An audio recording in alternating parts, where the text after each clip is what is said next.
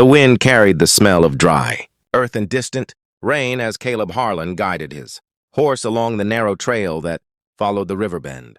He preferred the quiet hours before sunset, when the land felt honest and the world kept its distance. Out here, there were no questions, no expectations, no memories that could reach him easily, just the creak of leather, the slow rhythm of hooves, and the endless stretch of open sky. He was about to turn back when he noticed movement near the water. At first, he thought it was a wounded deer. The figure was small, hunched low, barely moving. Then it lifted its head, and he saw the dark tumble of hair and the glint of eyes too aware to belong to an animal. He slowed his horse, every instinct warning him not to get involved. Trouble often came disguised as need. The girl tried to rise when she saw him. She staggered, took 2 uneven steps, then collapsed onto the muddy bank. Caleb swore under his breath and dismounted. Up close, she looked younger than he had first thought. Her face smudged with dirt, lips cracked from thirst.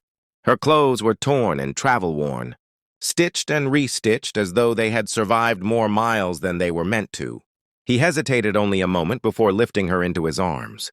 She was lighter than she should have been, all sharp bones and stubborn tension, even in unconsciousness.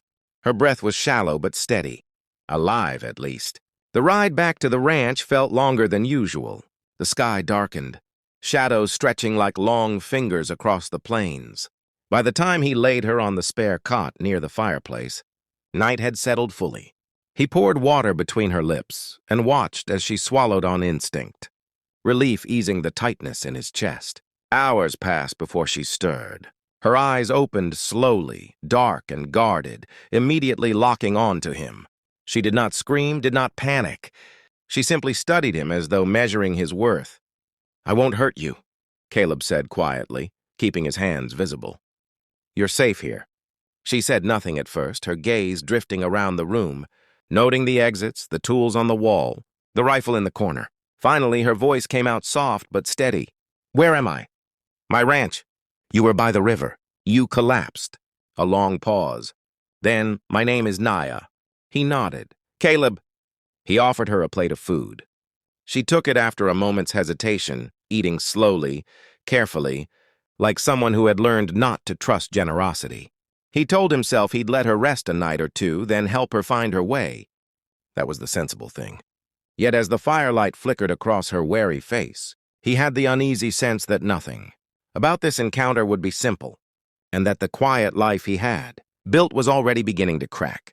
The weeks that followed changed the rhythm of Caleb's ranch in ways he hadn't expected. Mornings once shaped only by the needs of cattle and weather now carried the soft sound of another presence, the creak of the back door, the careful steps across the porch, the faint clatter of dishes she insisted on washing.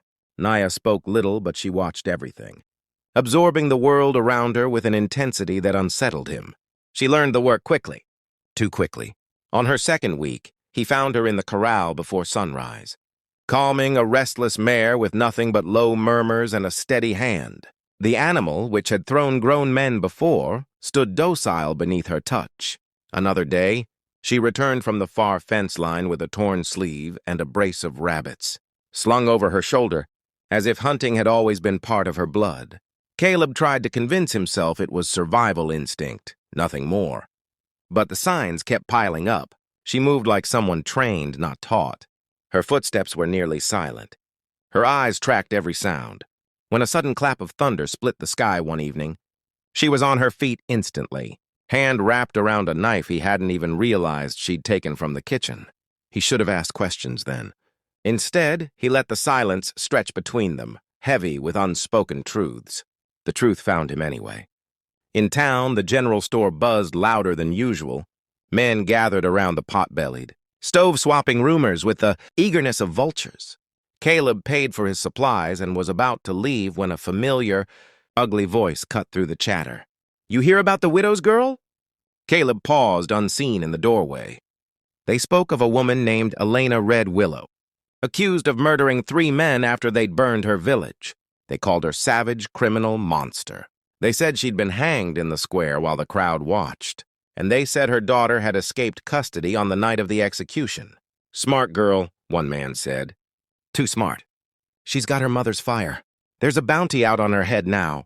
The word settled into Caleb's bones like ice. He rode back to the ranch with a storm building behind him, replaying every glance, every silence, every strange skill. That evening, he found Naya standing behind the barn, throwing a small knife into a weathered fence post. Each throw struck deep and true. "Who taught you that?"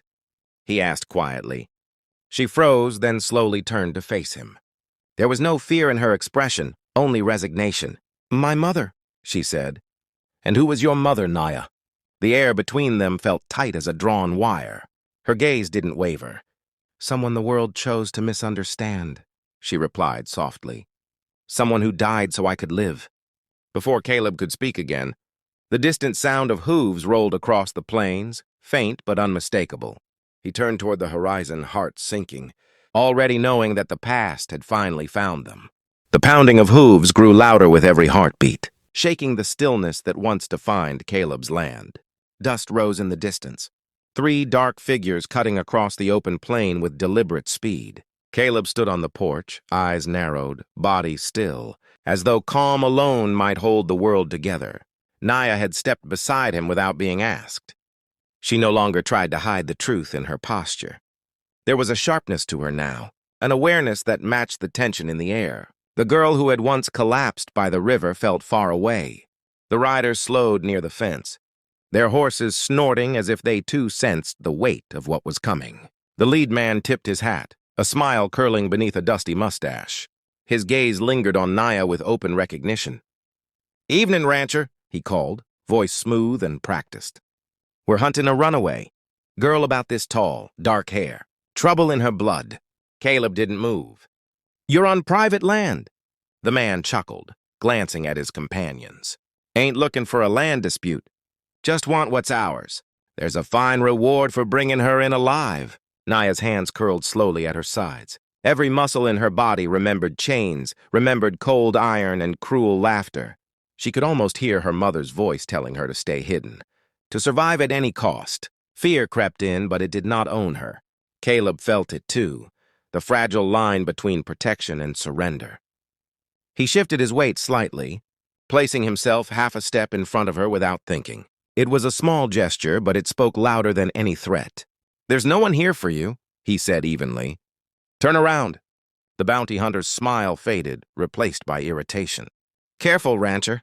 You don't know who you're protecting. That girl's the daughter of a killer." Caleb's voice remained steady. "I know exactly who I'm protecting. A child who's been chased enough." Silence stretched across the field. The wind tugged at coats, rattled the fence posts, carried the weight of choices that could not be undone. One of the men reached slowly toward his holster, testing the moment. Naya noticed first.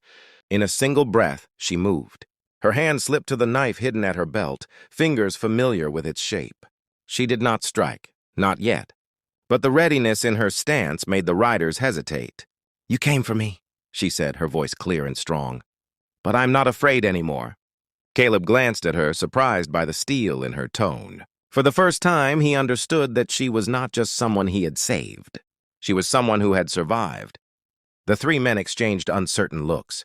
They had expected a frightened girl, an easy capture. What stood before them now was something else entirely. And as the first hand twitched toward a gun, Caleb knew the next few moments would decide everything.